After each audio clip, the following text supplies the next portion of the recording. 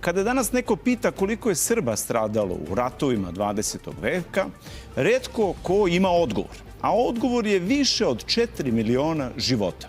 U nezavisnoj takozvanoj državi Hrvatskoj, da kažemo kod Ustaša, 45. do 45. godine ubijeno je više od 800.000 Srba. Dakle, najveći podzemni grad je upravo Jasenovac.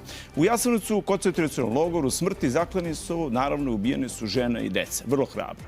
U Bosni i Hercegovini od 92. do 95. više od 33.000 ubijenih Srba. Preko 430 srpskih sela je spaljeno, crkve srušene, narod proteran. U istom periodu od oko 64.000 Bošnjaka u Sarajevu je posle rata ostalo tek nekoliko hiljada Srba. Nekad ih je bilo više od 150.000.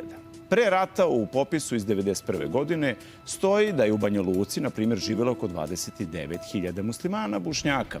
Nakon rata danas, prema poslednjem popisu iz 2013. u Bosni i Hercegovini, u Banja Luci živi svega nešto oko 8.000 muslimana, pa ja sad imam i kažemo Bošnjaka.